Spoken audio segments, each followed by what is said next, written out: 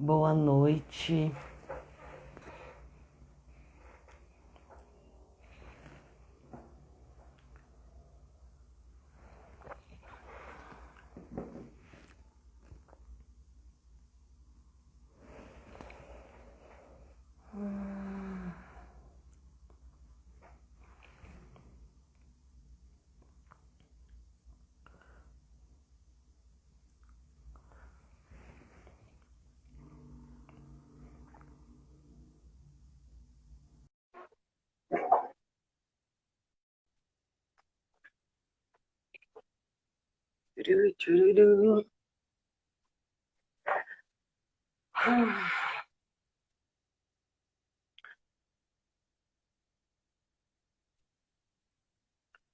Boa noite, pessoal. Só tô entrando.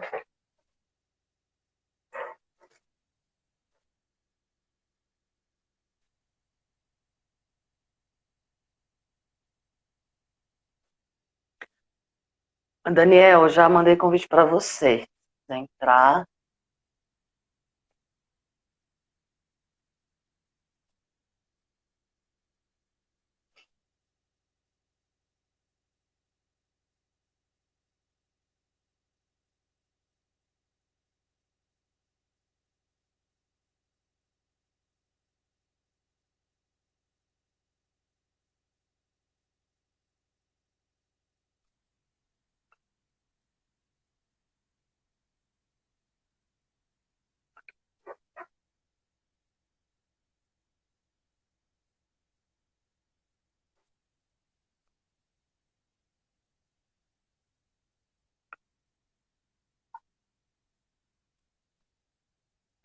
Não tá rolando entrar, Dani? Que eu tô chamando aqui já. Você tá convidado.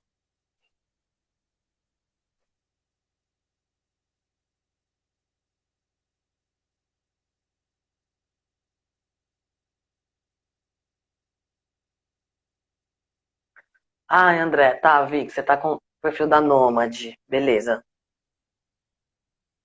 Já já te chamo. Esperar o pessoal entrar primeiro. E que, se você, eu tô vendo você aqui, mas você tá como não é possível participar. Não sei se você tá. Daniel, tá dando que você não pode participar também. Peraí. O que será que tá acontecendo?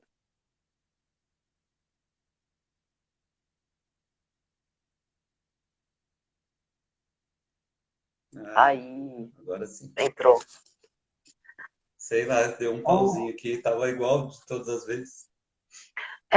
E o IQ também, ele aparece ali como não é possível participar. É, no meu caso, eu enviei a solicitação, apareceu, né? Mas não clicava e não ia. Deve estar muita gente usando o Insta agora. É. IQ, se você estiver me ouvindo, se você quiser sair e entrar de novo, porque você tá como que não dá. Ah, tá. Beleza, beleza. Tudo bem. Vamos lá. Boa noite, pessoal. Obrigada pela presença. Para quem não nos conhece, nós somos a Miolo Mole. Eu sou a Luana Vignon. Esse é o Daniel Rosa. E nós somos a Miolo Mole. Hoje a gente está aqui para trocar uma ideia com o André Calisto e o Ike. O André escreveu e o Ike ilustrou o livro Badra, o Príncipe e o Conselheiro. Nós vamos falar sobre ele hoje. É, Como de costume, eu vou primeiro ler aqui para vocês uma breve biografia dos dois participantes para a gente começar nosso bate-papo. Então, André Calisto. O André é músico e poeta, atua como instrumentista e pesquisador de instrumentos de sopro étnicos. É integrante da banda Nomad Orquestra e autor do livro de poemas O Apanhador de Letras, que saiu pela editora Fiel Carteiro em 2015. Esse livro, o Badra, estreia dele como autor de literatura infantil. Na verdade, a gente acabou lançando antes o Folhinhas. A gente lançou faz algumas semanas, que foi escrito pelo André também. mas cronologicamente o que ele escreveu primeiro foi o Badra, que ele teve um processo de edição um pouquinho mais longo, então ele foi o primeiro oficialmente, embora ele esteja sendo lançado depois. E o Badra surgiu a partir de um dos contos presentes na Panchatantra, que é a mais antiga coleção de fábulas indianas, que foi reconhecida no século III a.C. Então ele fez uma pesquisa bem intensa a respeito desse tema, depois a gente vai falar com ele, que originou esse livro. E o Ike é ilustrador, designer gráfico e artista visual, trabalha com diversas técnicas de ilustração diferentes, como a xilogravura, e sempre busca misturar a arte milenar a peças artísticas inovadoras e originais. Ike está sempre atento ao processo de criação e busca o desenho com pensamento e inspiração para suas explorações pessoais em torno das artes visuais. Nesses últimos 15 anos de profissão, ele realizou vários trabalhos para editoras, jornais, projetos educacionais, revistas, e que tem uma vasta produção como ilustrador, bem consistente, inclusive, fez trabalhos muito, muito importantes, inclusive esse último foi lançado o Edit, foi escrito pelo Lázaro Ramos, que é um livro lindíssimo também. Nós vamos falar um pouco sobre todos eles. Eu vou chamar aqui primeiro o André para falar com a gente, na sequência eu vou chamar o Ike. Para quem não sabe, nós temos uma duração de 1 hora live, então a gente vai procurar dividir mais ou menos aí meia hora para cada um, mais ou menos. Tá? Vou chamar aqui o André.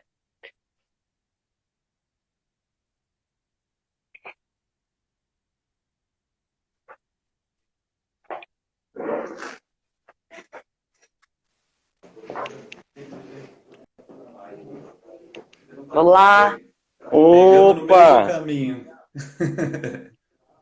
Tô aqui. Na verdade, o meu celular... Opa, peraí.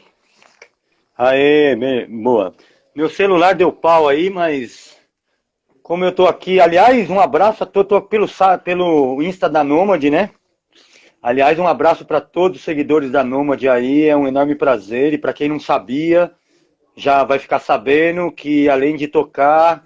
Eu tenho essas parcerias da literatura, um pezinho ali, e também já conhece a editora Miolo Mole, que é sensacional essa rapaziada aí. Então curtam um pouquinho aí dessa entrevista, tá bom? Vamos lá.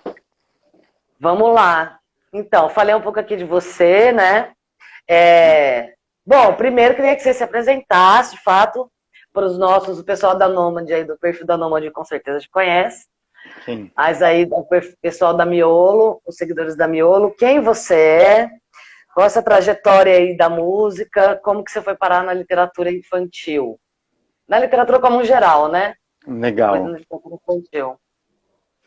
Legal. Bom, eu sou músico de formação, né, desde de garoto, mas aos 15 anos eu já escrevi alguns poemas também.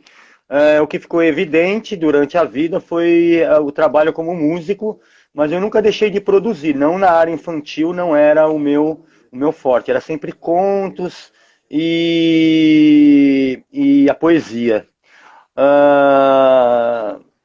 E isso foi se desenvolvendo ao longo do tempo, né? Então eu nunca botei para fora, assim, mas sempre estava atualizando, lendo, tal. Eu gosto muito desse consumo da literatura. E o processo de ter caído no infantil foi com as folhinhas, né? O primeiro que a gente fez, que a gente lançou aqui, né?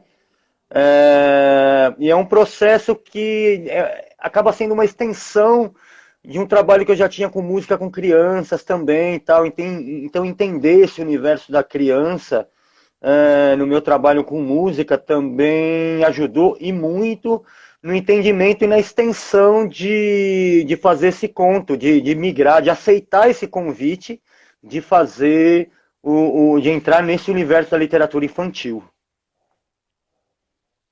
E qual que foi o seu...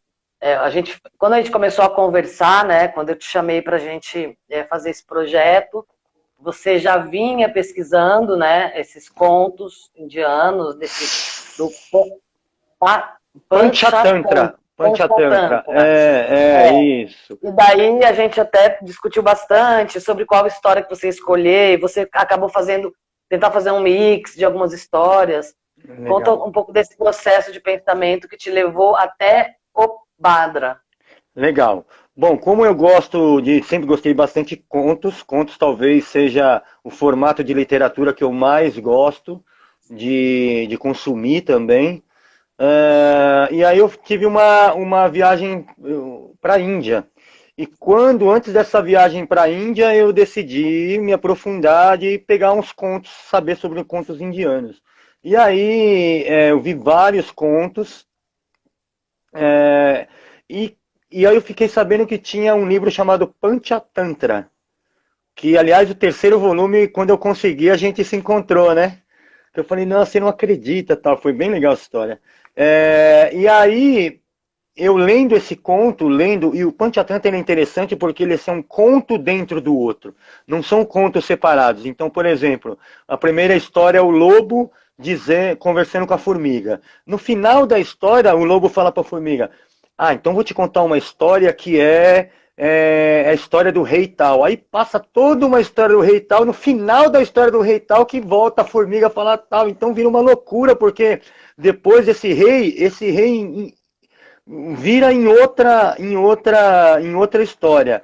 Esse é um processo natural e um processo que se desenvolveu os contos indianos, né? Que eu acho muito interessante porque, assim como tudo na Índia, é tudo ligado, né? Tudo conectado uma coisa na outra. Então, esse formato de contar o conto dentro de uma história que vai se desenvolvendo é muito, muito interessante. E foi muito base para muitos escritores de contos europeus, né? É como os contos da Sherazade, né? Que vai emendando um com o outro. Isso, exatamente. Aí chega no final, você já não sabe que conto que você está vendo, se era aquele, mas aquele é uma malandragem ali, não, é uma malandragem para te deixar. Não, é sensacional, né? Porque assim, tem aquela coisa os contos, tanto árabes como orientais no geral, árabes e indianos, ele tem o famoso moral da história, né? Tem sempre alguma coisa assim, fala assim, ó, moral da história. Tem sempre um ensinamento, isso é bem legal, tem sempre um ensinamento, é como se todo o conto fosse aquela história da tartaruga e o coelho, né? Que um é a vantagem, um tá levando a vantagem e tal, só que aí o mais desfavorecido, ele consegue, né? Isso, ele consegue dar essa volta. Então essa atmosfera é bem característica dos contos indianos, né? É muito legal. E aí, no Badra, eu fui, quando surgiu a oportunidade, eu aproveitei todos os elementos que eu peguei na Índia, né? Além dos contos, porque ter ido lá, acompanhando o conto e tal, e vivido várias coisas, acabou servindo de material para a gente trabalhar nesse livro, né? O Bruno Prisco aqui comentou que a estrutura dos Mil e Uma Noites, que é justamente, né, a Sherazade, na história para dar uma volta lá no sultão, ela começa a contar umas histórias. Exato, isso, exatamente. É esse padrão que é assim que funciona na história na oriental. É bem legal, bem interessante. Uma coisa que eu achei muito Você quer falar, Dani? Pode falar. Pode, depois eu falo. Que eu achei muito legal a ideia que você teve de trazer pro Badra o nome dos personagens, eles brincam e evocam os nomes que têm muito significado, né? Dentro da cultura. Então, para quem não conhece e está lendo, somente um nome, Badra, o Murali. O que mais que tem? O Amaru, né? O pai do Murali, que é um tambor grande, né? Do Amaru. Então fala um pouco desses nomes aí. O que então, cada nome desse cada música, cada nome desse daí tem um significado, né? O pai é um tambor, né? Então já sugere um rei bem grande, bem grosso, bem. E o Murali, ele toca flauta, né? É um spoiler isso? Pode dar? Não, tudo bem. Pode dar spoiler. Ele toca flauta assim como eu toco flauta.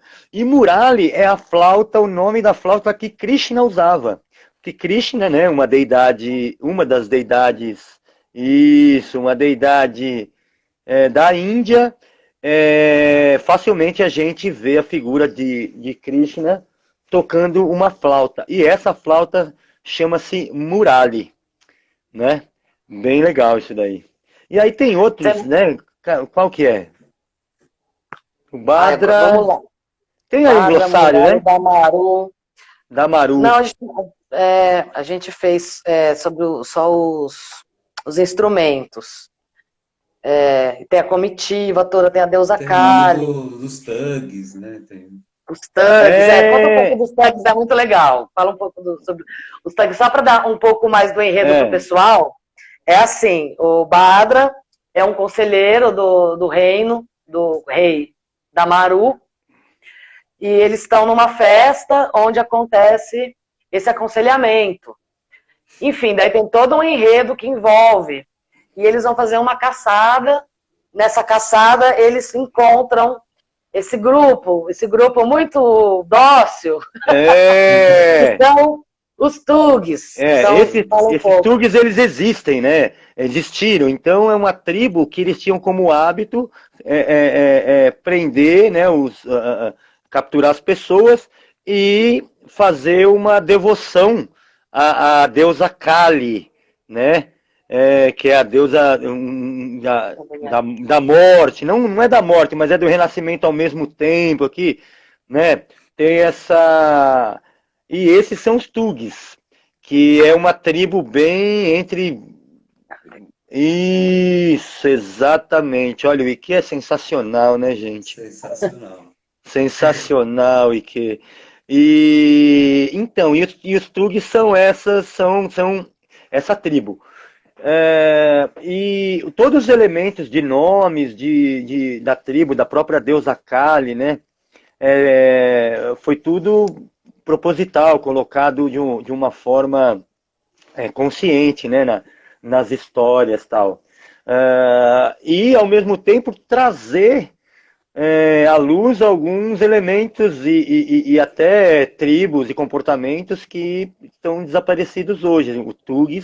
Os thugs, por exemplo, é um exemplo dessa tribo, né? E uma outra coisa que é incrível, assim, que torna o livro muito mais especial do que ele já é, por tudo, né? Pela história, pelas ilustrações do Ike, que assim, é um caso à parte que a gente vai falar daqui a pouco. Sim. A gente fez uma paisagem sonora, contar um pouco para o pessoal aqui que inicialmente a gente pensou, porque a história ela é bem marcada por algumas, como se fossem capítulos, né? Sim. É bem marcado, assim, o que acontece quando está no reino, no aconselhamento, quando eles saem para caça, quando eles encontram com os thugs, quando o conselheiro é colocado lá de castigo no buraco. Acontecem cenas muito específicas. E existe vamos dizer assim, uma miríade de sons muito característicos daquelas situações.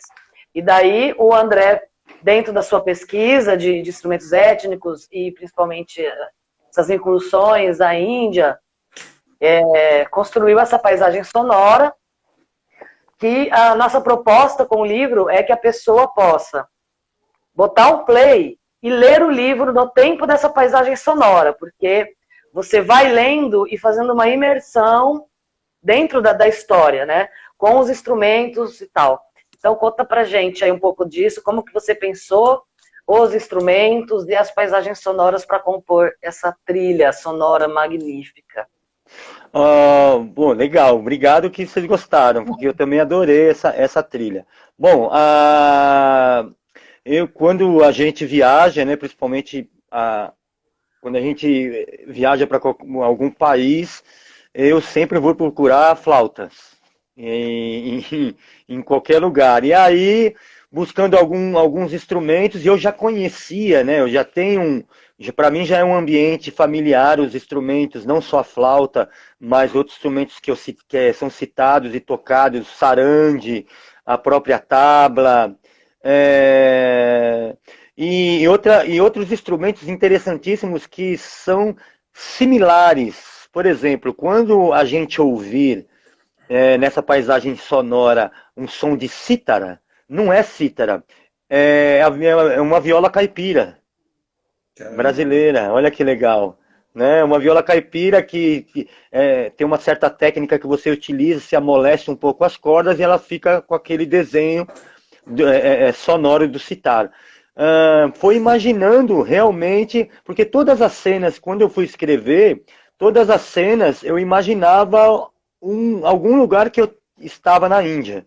Sabe, às vezes estava numa estrada, aí você via uns redemoinhos assim, e por exemplo, eu não sabia sobre as monções, e a gente acabou de ter agora na Índia lá, exatamente ó, sobre esse lance das monções. As monções é assim, tá sol de 40 graus lá, mas de repente, do nada, em menos de 10 minutos vem uma tromba d'água, uma chuva que acaba e inunda tudo.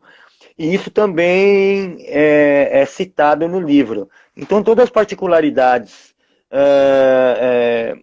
têm um elemento realista aonde eu coloquei na história e procurei imaginar que som que seria, qual a trilha sonora daquele lugar, né? O que seria, que tipo de som aquele lugar emitiria. Um sarande ou uma flauta, entendeu? Então, eu acho que casou muito legal assim essa história de fazer essa sonorização com a leitura, de tentar ambientar ao máximo as pessoas que estão lendo e ouvindo da onde eu estava. Né, do lugar onde acontece isso, né, essas florestas fechadas, esse descampado grande e tal. Porque na Índia, assim, você vai para o Taj Mahal, só tem o Taj Mahal lindo, em volta não tem mais nada, um descampadaço, assim, e casa lá no fundo e tal. Então, umas coisas bem mágicas, que a gente não está acostumado, né? A gente está acostumado, por exemplo, você vem aqui no Nossa Senhora Aparecida, naquela catedral lá, tem a catedral, mas tem lojinhas, tem tudo em volta, tem toda uma coisa. Lá não, lá é o templo e não tem nada em volta do templo, é um descampado, é uma coisa bem interessante, única, assim, lá. E aí eu tentei trazer toda essa atmosfera sonora para a pessoa se ambientar a hora que estivesse lendo. Isso funciona muito, porque tem uma coisa que você nos ensinou aí nesse processo editorial que é muito. Eu adoro isso, principalmente, assim, porque esses processos de editar um livro, de conversar com o autor e de entrar mesmo dentro do universo da coisa, eu aprendo coisas assim que. Por onde eu aprenderia? Não, acho que não sei, é só por aí. Então, quando você me contou que as notas musicais do Oriente, elas, eu posso falar bobagem, se eu falar um termo errado aqui, me corrija, porque eu leiga, né? Claro.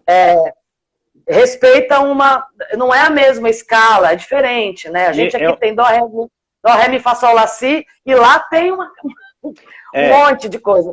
E isso, sonoramente pra gente, que você tá lendo uma história de um lugar muito distante da nossa realidade, de um tempo distante da nossa realidade, com personagens diferentes. E daí, quando você escuta essa música, eu acho que ela já te transporta, ela funciona como um túnel mesmo, assim, que te transporta para lá. A música, ela faz isso, e com a imagem e com a palavra, é maravilhoso isso, né? E como que é esse negócio das notas? Explica direito. Então, não é especificamente na Índia.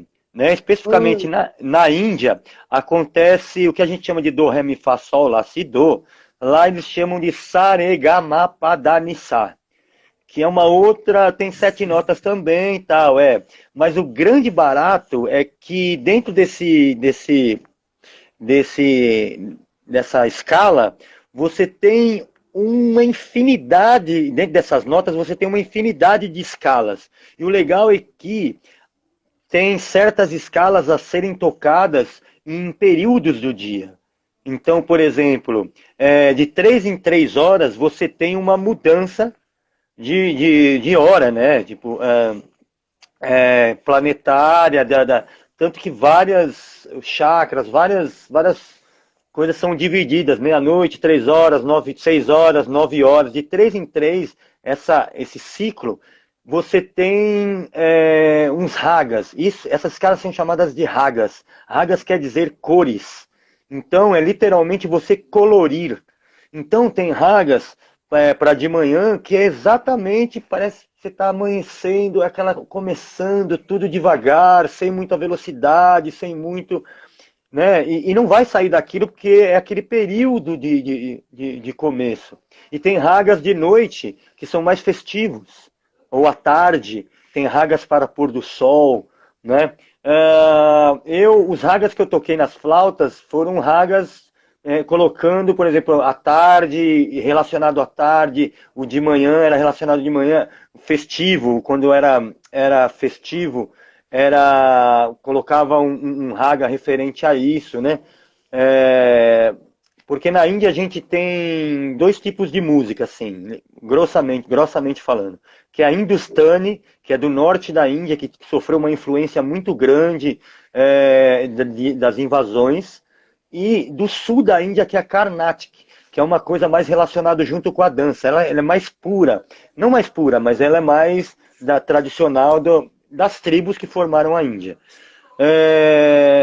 E aí essas duas escalas são utilizadas na Índia toda. Então, uma empresta, você vai fazer uma coisa mais dançante, você utiliza dessa Carnática, uma coisa mais relax, você utiliza mais a escala Hindustani e tal. E é isso, é cor. Então eu procurei fazer exatamente isso, colorir a paisagem sonora, né? Utilizando as cores. É demais, porque é como se você pudesse, como se um pintor de manhã trabalhasse só com azul, à tarde só com vermelho e à noite só com cinza. É mais ou menos isso, né? É louco, né? Eu só vou falar isso, juro, e vou parar de falar, porque eu falei muito e o Dani tem coisa para perguntar. E a gente brincou, falou, 1 hora para falar com esses dois, vai ser muito pouco, pelo amor de Deus. E eu saio falando, só vou ouvir agora também. Não, a gente tá sofrendo. Mas eu vou falar, só para deixar um negócio aqui, tá? Sai correndo. Que é engraçado que quando você fala em tom é tanto tom de cor quanto tom sonoro. Sim, tom. Maravilhoso. Porque assim, é vibração. A cor é a mesma vibração em forma diferente da música. Essa energia que vibra e vira cor, ela vira música e vice-versa. Né? E é importante dizer por que só a Índia cultiva isso? Porque eles são 7.000 anos antes de Cristo, não a Índia em si, mas aquelas tribos trabalhando com essa essência da energia, né? Então é por aí, é uma mesma vibração colocada, a mesma energia colocada em vibrações diferentes, e é tom. Legal, agora eu quero. Eu também. Eu já tive tantas respostas aqui que eu não sei mais o que perguntar. Não, brincadeira. Mas eu queria saber, assim, é que é tão mergulhado, né? O livro é tão mergulhado dentro da cultura e tal, tanta pesquisa foi feita, né? A gente também pôde trazer muito da sua pesquisa, assim, felizmente, para o livro e tal, que eu queria saber se teve alguma dificuldade na hora de trazer, tipo, para nossa língua, para nossa cultura, assim, vou trazer isso aqui, será que não vai entender? Será que tem uma palavra que não tem uma tradução que eu queria usar para dar sabe, alguma coisa que significa muito, mas eles têm um termo específico lá, e como trazer isso para a gente, assim? O acesso que eu tive aos contos indianos é um acesso que já tem, né? Nos livros, assim, eles já têm esse mecanismo na tradução, de já o que é uma palavra, um sentido, já trazer para cá. Então a gente acaba tendo acesso e desenvolvendo já meio que mastigado isso, né? Mas, por exemplo, tem comportamentos que nem o comportamento dos Tugues, que são tribos que que devoram, né, os seus, que não devoram, eles na verdade eles sacrificam, né, para não é um canibalismo, eles sacrificam para uma deusa, uma coisa maior, né? Isso não é divulgado assim, uma coisa, então tem algumas coisinhas que são bem pequenininhas, para não dar aquele canibalismo, porque a religião deles são tantas que esse comportamento ancestral que não é mais cultivado também não é mais divulgado. Ele fica ali no passado, então isso também não é. Então na literatura você acha essas pequenas passagens que os Tugs existem até hoje, mas eles não fazem mais isso, não é? Pequenas passagens de hábitos antigos. Por exemplo, uma coisa rapidinha.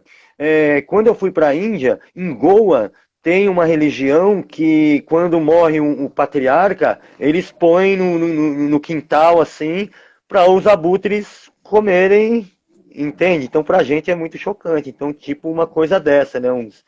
Uns mecanismos assim que são chocantes e aí a gente tenta colocar de uma forma mais... Dá um jeitinho aqui. Eu já chamei o Ike aqui para entrar com a gente, não sei se ele está conseguindo, mas vamos falando aí. Tá. Já está convidado, Ike, vê se você consegue entrar.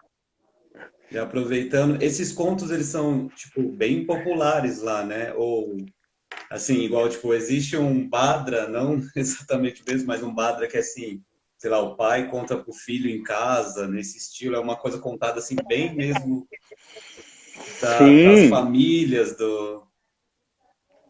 uma das coisas que mais impera na Índia, aí pode-se dizer também que isso se expande para um contexto oriental geral, mas na Índia é a oralidade, né? Coisas que a gente... Olha o Ike aí! Oi, Ike, tá frio aí? Tá frio aqui, hein? A oralidade. Então, coisas que a gente talvez tinha com os nossos avós, de passar histórias e tal, e que a gente perdeu numa certa geração, né? Que não se tem. Na Índia se cultiva essa oralidade. Então, é interessante entender que, por exemplo, uma história contada aqui, para uma terceira geração, ela pode tomar outros rumos, ela pode ter os mesmos personagens principais, mas ela pode tomar um outro contexto através da oralidade. E, aliás, isso é um mecanismo que eu acho maravilhoso, porque ela dá movimento à história. Porque uma vez que você registra uma história num papel, ela está registrada e existe uma certa fidelidade àquilo. Mas quando você recebe através da oralidade, você também passa a ser um contador de histórias. E aí a gente, nós um pouquinho de você na história, né? Exatamente. E eles não abrem mão disso, né? E eu acho maravilhoso, porque vai se perpetuando o caldo, né? O caldo vai engrossando, vai se perpetuando a oralidade e vai se transformando essa história, dependendo da região, né? Por exemplo, se eu conto uma história aqui, se eu conto uma história no Rio Grande do Sul, talvez essa história vai ter que se adaptar para ela se encaixar lá na Paraíba. Por causa do clima, o cara fala, eu peguei aquela maçã no frio. Mas onde na Paraíba tem uma maçã no frio, sabe? Uma coisa. Com certeza, porque lá vai ter os contos alemães, vai ter as coisas lá. Então, essa oralidade ela se transforma, então é bem legal. Isso, e o Badra, sim, ele pode, existe. Um outro textinho que eu levei para dentro do conto do Badra, quando eu fui em Sarnath, visitar onde Buda proferiu o primeiro Dharma, que para mim, um dos momentos mais maravilhosos. Beleza, aí a gente estava lá, chegou um jipe, aquele jipão antigo, né, em inglês, e saiu uma moça toda um piercing maravilhosamente vestida, linda, e um cara com um fuzil do lado. E aí vem no carro de trás, sai um cara todo de branco, sai todo mundo do lugar. Eu não sei a quem se referia. Mas aí saiu todo mundo e visitaram o templo com o cara do fuzil. Então, tipo, olha que maluquice. O cara tava visitando lá, mas com a devia ser alguém muito importante, que eu não conhecia. E aí visitando com aquele aparato todo. Ao mesmo tempo que era um aparato leve, tinha aquela coisa pesada do armamento do lado, né? Então, Contraste, né? isso já mostra que tem uma coisa ainda lá atrás. O próprio, nós não vamos entrar em detalhe, mas a própria casta social de lá, você vendo em loco assim, já é uma coisa que você fala, opa, é bem complicado. Ô, Ike aí, gente. Falei que A Ike caiu, voltou. Beleza, Você André? tá é o ouvindo, tá ouvindo a frio gente que tá bem? derrubando. Tá Ó, tô tudo aqui bem? Tava ouvindo tudo, tô acompanhando legal. as histórias. Maravilhoso. Então, Ike, você foi uma pessoa assim que o que você fez com o Badra assim, foi um negócio que a gente fica chapado, né? Desde da técnica, a escolha das cores, toda a pesquisa que você fez, porque assim como é um recorte, né? Uma coisa que a gente não falou aqui, mas que é muito claro, que não é um livro que fala de uma Índia, né? De um lugar, não, tem Varanasi, tem isso, tem aquilo, tem região sul, tem assim, é um universo, né? E aí você tentou buscar isso também, inclusive na questão da letra, né? da tipografia. Fala para nós aí como que foi isso. Boa noite. Beleza, boa noite. Então, assim, eu primeiro agradeço aí, André, Luana, Daniel, e é sempre legal estar falando sobre literatura, conhecendo culturas, né? Então, meu trabalho tem tem estresse, mas tem essa coisa que é muito legal de sempre estar conhecendo isso. Isso é muito bacana, assim, né? Sobre a história, assim, realmente, assim, eu fiquei fascinado, assim, uma que o André, ele compartilhou comigo uma série de fotos que ele fez pela viagem dele, e daí, assim, eu fiquei, assim, já era fascinado pela arquitetura indiana e a própria escultura, que eu acho que é divina, assim, de ponto de vista de ornamento, de movimento, de beleza, sabe? Aquelas esculturas em pedras, as próprias forma das igrejas, dos templos, eu fico fascinado. Isso tem realmente essa influência, assim, você vê influência árabe, vê influências, né, dessa mistura multicultural que é a cultura indiana, né? São culturas, vamos dizer assim, né? Como o André estava falando há pouco aí, e até interessante, estava falando sobre os thugs, né? E até no inglês, thug, né? Tá ligado a coisa tipo, criminosa e tem essa relação. Daí a origem mesmo dessa expressão tem a ver com essa tribo, né? Mais, vamos dizer, sanguinária, assim. Isso foi uma questão, né? Que a gente falou, como que a gente vai retratar uma questão sanguinária? Sem como uma gota de sangue. E sem ser muito... Sem passar um pano, sem ser chapa branca, né? Isso aí. Mas dizendo, então assim, quando você vê a ilustração aqui, ó, ela tá segurando uma cabeça, não tá, né? Tem aqui, assim... mas você trouxe, e ainda usando vermelho, hein? Que normalmente as pessoas evitam. É magistral, assim, é muito, muito bonito. O livro todo Sim. É muito foda. E fala um pouco essa escolha dessa técnica que simula a xilogravura, e você descobriu uma coisa aí no meio, né? Da xilogravura na Índia, não tem papo.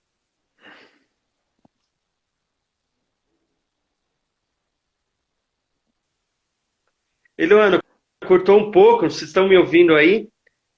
Se eu entendi a questão, assim, a cultura indiana, assim, é muito rica visualmente falando. Então, assim, foi difícil. Estão me ouvindo? Tá dando uns picotinhos. Voltei. Tá dando uma travadinha, mas estamos ouvindo.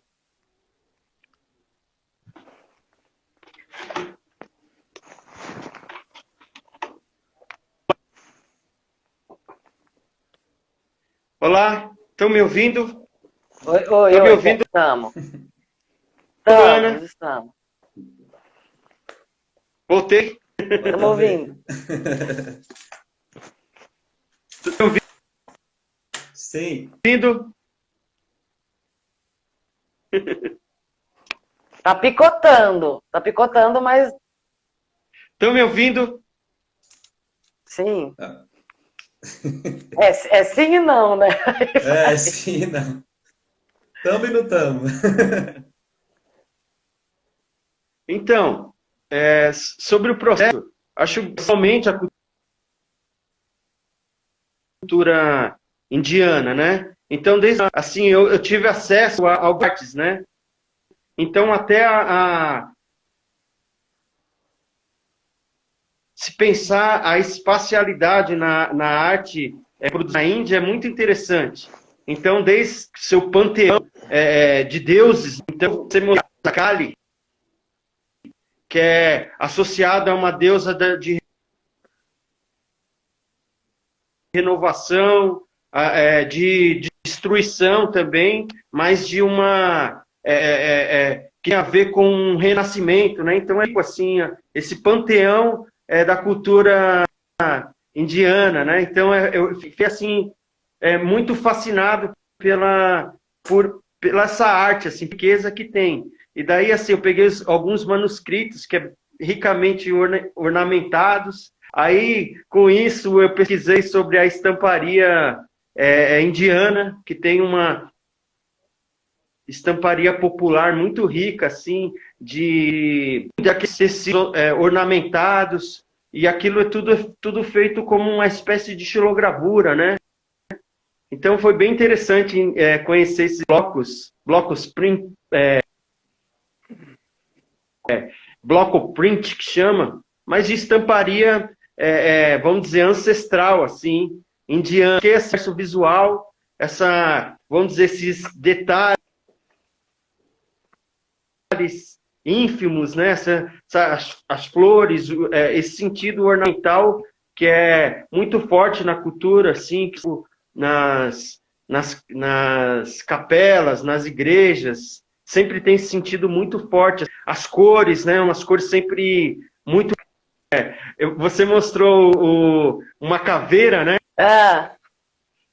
Então, essa caveira tem a ver, assim, eu fiquei muito fascinado pelos sadhus, os homens sagrados indianos, né? Então eu fiquei, e daí eu vi uns rituais que eles tomavam um líquido na cabeça, num crânio, isso me...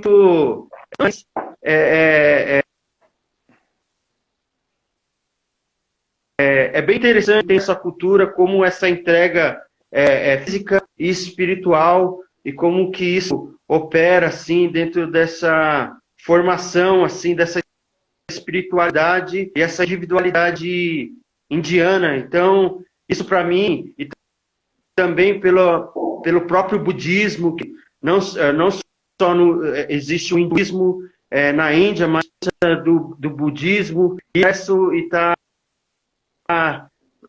faz parte da sua arte, assim, do seu espírito, né? Então eu fico muito satisfeito, assim, de conhecer e sentir essa narrativa do André, que conseguiu captar essa magia, essa coisa mágica dessa Índia, né? Que é uma Índia muitas vezes que está no livro também, mas que que a gente gosta. Eu tenho certeza que as crianças, qualquer um que tiver esse contato vai querer saber um pouco mais sobre essa rica cultura. Muito bom. Dani, deixa você aí com essa bomba aí agora. Porque a gente está aqui. É, A gente tem tanta coisa para perguntar. pouco tempo, né? Não, mas já vou dar um spoiler aqui, que a gente fez um making-off da produção desse livro, né? A gente foi até o estúdio do IQ, a gente gravou, hoje a gente postou um pedacinho ali de umas captações que a gente fez. Olha. Do André no estúdio, acho que você nem viu, hein? Foi Eu agora não vi nada. Eu quero ver, meu celular vai voltar, eu vou ver. A gente postou um pedacinho ali que você estava gravando o som, lá no estúdio do IQ, mostramos alguns processos ali de produção, porque realmente foi um negócio muito intenso, muito bonito, sim. E a gente vai fazer um mini doc aí dessa produção. Em breve, vamos ver se até o final do ano sai.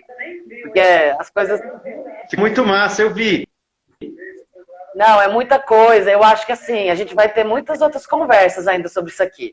Tá? Quando voltar, quando a coisa voltar ao presencial, a gente tem que fazer um encontro aí onde se tocar esse negócio ao vivo. Isso. Né? Fazer um negócio assim, porque é quente, é isso. Você sabe uma coisa que eu fui me tocar... eu não tô ouvindo, sabe? Eu cheguei a ouvir. A Luana falou sobre a gravação do vídeo, né? Muito massa o vídeo, um pouco do processo, né? Isso. Uma outra coisa que eu queria comentar com você é que a gente, olhando para o livro e imaginando coisas, a gente pensou nessa paleta de cores, que ela evoca muito cores dos temperos, né? Uma cúrcuma, uma páprica, um açafrão. O curry, né? Curry. O curry, é maravilhoso. Esse tom aqui, né? Esses tons Como que foi a escolha dessa paleta, né, para o livro?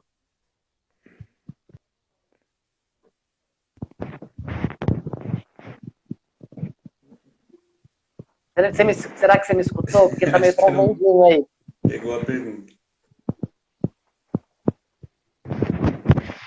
Acho que não foi a pergunta. O que? Você tá me ouvindo? Eu acho que ele não... Você ouviu? Acho que não.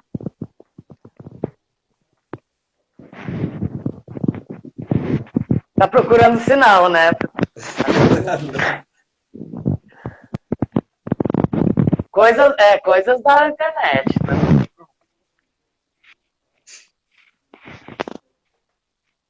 Tá me ouvindo aqui? Não. Acho que não tá ouvindo a gente.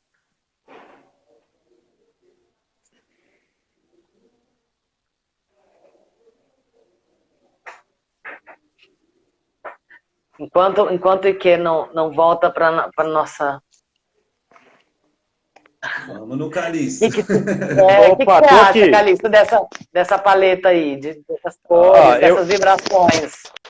Eu acho que o IQ... Primeiramente que o IQ nós somos amigos de longa data, né? Para quem não sabe. A gente é amigo mais de 20 anos aí, ó. De se conhecendo. E para quem também não sabe, mas muitos já sabem, o IQ é um trompetista. E então a gente já tinha essa amizade, e ele como artista gráfico sem palavras. A essência que ele captou através dos estudos, dessa imersão que ele deu, veio trazer exatamente isso, essa captação das cores de lá. E é legal que eu não tinha sacado essa relação dos temperos, e faz não só os temperos, como a história da espiritualidade mesmo, o roxo, né? Que tem a ver com a espiritualidade. Aí ele pegou a essência perfeita dos traços, inclusive, né? Ele foi certeiro, né? Quando ele fez ele fez os 3 estudos de capa ali, mas essa foi a que... E deve ter sido difícil escolher os estudos de capa dele, porque meus 3 devem ter saído maravilhoso, né? Não, maravilhoso. Foi um problemão pra gente aqui. E é legal, né, Lu, que a gente... É maravilhoso ele sentado aqui em cima, né? É maravilhoso. Não, sem palavras. E é legal que a escolha, maluco, a escolha do IQ, você lembra, Lu? Foi uma questão assim, a gente procurou, vamos procurar qual que era o formato que a gente tinha pensado? Não era xilogravura, era um outro formato, né? E aí, É, eu- não, sei lá, a gente estava mais preso, vamos dizer assim, isso, nas Como traduzir ilustrações isso, né? Qual vai que a ser? gente, que a gente achava que eram as tradicionais indianas, né? Aí quando veio o Ike trazendo a xilogravura, isso que eu acho que ele nem ouviu esse comentário ali, que ele não desenrolou, porque eu acho que ele não ouviu. Porque nesses estudos ele descobriu que, que o berço da xilogravura foi ali naquele rolê. exatamente, exatamente. Por isso O que berço, casou tão bem o estilo, né? o berço, ó, eu vou andar um pouquinho aqui que vou ter que ligar na tomada, mas vamos falando. O berço da xilogravura foi exatamente esse contexto de ele ter achado, conseguido achar essa linguagem que já era de lá, né? Isso é bem legal. Deixa eu colocar aqui. Tá. Ó, tá meio barulhento aqui porque tá todo mundo aqui da Nômade aí, ó. Aê! Somos fãs da Nômade aqui, inclusive saudades. Maravilha. Legal. Eu não sei se está carregando, tem 2 de bateria. Meu Deus, o que está acontecendo? O Ike saiu para nunca mais voltou. Oi, tá me Vai ter que ouvindo? fazer o lançamento 2.0. É.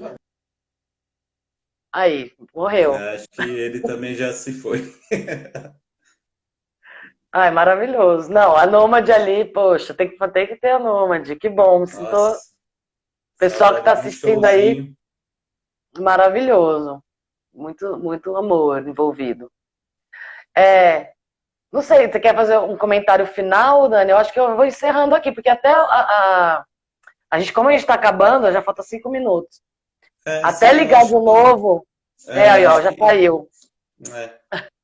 A gente pode, sei lá, programar um dia, conversar de novo, fazer uma nova live, aí a gente Ai, chama todo não, mundo que de assunto novo. temos? Ah, É, O Ike voltou aqui para falar, para falar um tchau para nós.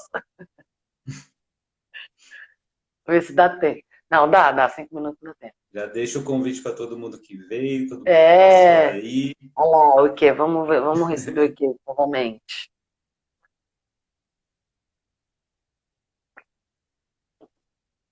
Eles estão longe, né? O Ike tá lá num lugar delicioso, mas É, internet. inclusive eu queria conversar com ele e falar se aquele lugar lá se inspira mais, né? Aqui, Porque quando a gente foi na casa dele parecia minha conexão tá muito o ruim. mundo da ilustração. Normal, que a gente tá encerrando. Aí que bom que você. Vamos ver se você consegue aparecer pra gente aqui. Você não tá aparecendo. Valeu, Evelyn, representando o Miolo Mole. Ah, o Calixto aqui. Mudou de celular. Deixa eu chamar ele aqui. Ah, aproveitando, eu não consegui saber como que põe aquela fitinha no começo. O backgroundzinho. É, não descobri. Peraí, não tô conseguindo chamar Calixto. Vamos lá. Aqui, convidar. Vamos lá, vamos ver se rola.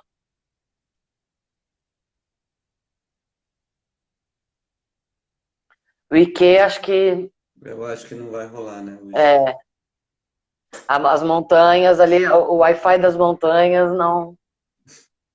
Os gurus da montanha, ó, a Yara. Exatamente. Por isso que a conexão tá. É isso, gente. Tudo faz parte. Ao vivo é assim mesmo.